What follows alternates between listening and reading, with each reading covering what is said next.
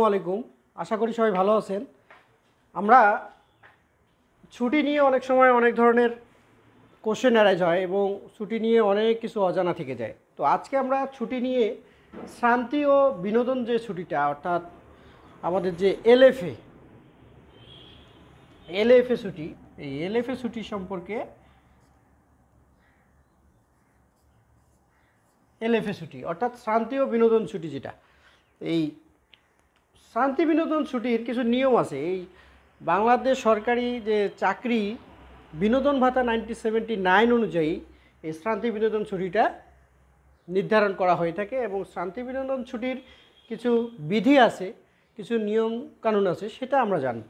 এর বাইরেও যদি কারো কোনো কিছু জানার থাকে বা কেউ এর চেয়ে বেশি জানেন, অবশ্যই কমেন্টে জানাবেন, আমাদেরও জানা হয়ে যাবে।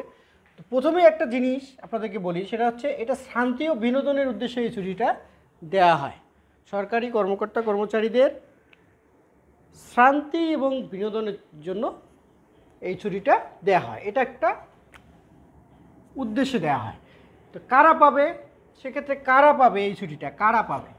কার্যভিত্তিক, আনুষঙ্গিক ও চুক্তিভিত্তিক ব্যতীত যে কর্মকর্তা কর্মচারীরা একটা অফিসে কিন্তু অনেক কার্যভিত্তিক, আনুষঙ্গিক এবং চুক্তিভিত্তিক লোক থাকে, তো তারা কিন্তু এই ছুটিটা পাবে না। এরা ব্যতীত সকল প্রকার সরকারি এবং স্বায়ত্তশাসিত প্রতিষ্ঠানের কর্মকর্তা কর্মচারীরা এই শান্তি বিনোদন ছুটিটা প্রাপ্য। এখন শান্তি বিনোদন ছুটি সাধারণত 15 দিনের হয়ে থাকে, 15 দিনের ছুটি হয়ে থাকে এই শান্তি বিনোদন ছুটি।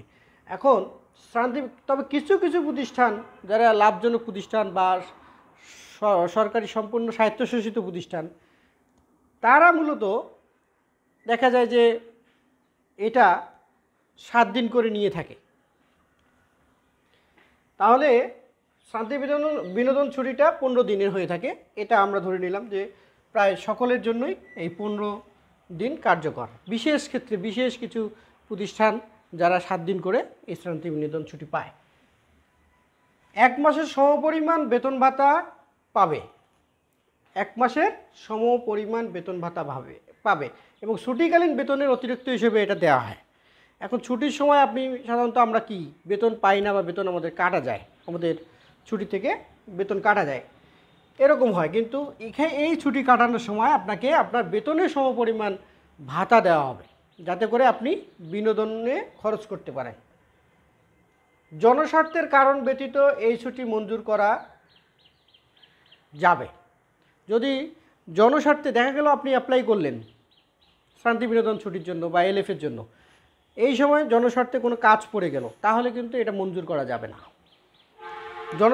জনস্বার্থের জন্য এই ছুটিটা দেয়া যাবে না। যে কোনো ছুটি জনস্বার্থে দেয়া যাবে না।